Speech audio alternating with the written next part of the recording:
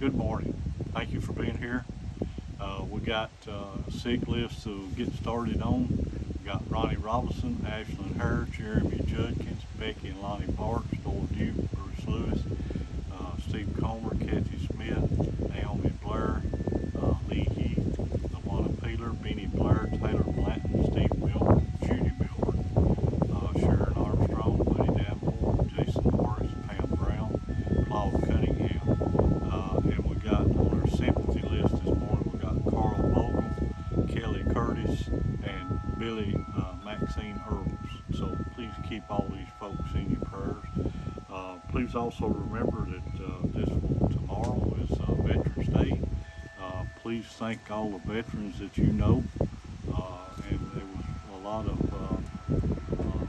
veterans that made a great sacrifice, the men that gave their lives for our freedom, and our freedom was happened this past week. And please pray for the leadership of our country and the leadership that we have now and the new leadership coming in. So maybe we can keep our country free and we will be able to worship. A lot of folks can't worship like we do. We need to be mighty thankful for that, because these people that give their lives because they can't worship the way they want to, and that's a terrible thing that you can't do that. So we've got to keep that in our mind. That, freedom is not free. Somebody had to pay for that, and so remember our veterans this week. This morning I got a little thing I'd like to share with you. It's called By the Spirit's Power. And in Zechariah 4:1-7, what are you, mighty mountain, before Zerubbabel? You will become level ground. Then he will bring out the capstone to shouts of God bless it, God bless it.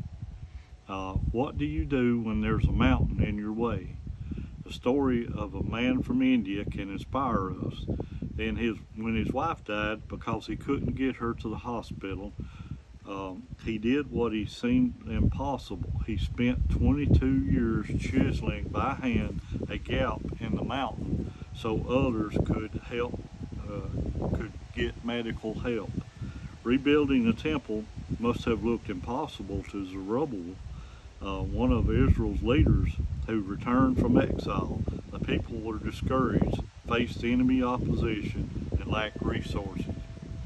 But God sent Zechariah to remind Zerubbabel that the task would take something more powerful than army strength or man-made resources. It would take the Holy Spirit's power. With the assurance of divine aid, Zerubbabel trusted that God would level any mountain of difficulty that stood in the way. When there's a mountain before us, we can either rely on our own strength or trust in the Spirit's power. When we trust in Him, He'll either level that mountain or help us climb over it. So we need to trust in God, not our own strength, because we're going to fail if that's what we're trusting in. And in 1 Peter 3:12, for the eyes of the Lord are over the righteous, and His ears are open unto our prayers. And in Proverbs 15:29, the Lord heareth prayer of the righteous.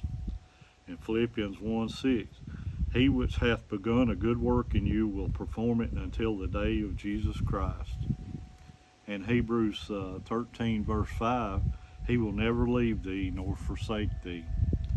And Matthew 6:8, for your Father knoweth the things that you have need of before you ask Him. And in Deuteronomy 1:30, the Lord your God which goeth before you, He shall fight for you. And in Romans 8:37, nay, in all things that are more than conquerors through Him that loved us. In Isaiah 41:13, for I, the Lord thy God, will hold thy right hand, saying unto thee, fear not, I will help thee. So we've got all of these guarantees in the Bible from God that He's going to be with us when we're going up those mountains or going through the hard times. It says in the Psalms, the 23rd Psalm, that when we walk through the valley of the shadow of death, I will fear no evil, for thou art with me. So we got to count on God being there for us, and He will be. We've just got to take advantage of that. We got to remember that our way of thinking is not God's way of thinking. We got to make sure that we are Christians and that we're doing the right thing. So if you're not a Christian, you need to be. We just don't know. We're not guaranteed life on this earth. We're like a vapor. It's disappearing before our eyes. I heard some young folks saying the other day, they could remember back when they were in school and what happened with time. Where did it go? And it goes by so fast. And so we got to be ready. We got to be ready to meet our Maker someday. And so we got to do the things that He wants us to do and be good Christians. So if you're going through the valley or going through over a mountain that's hard, think about that, and so put your trust in God.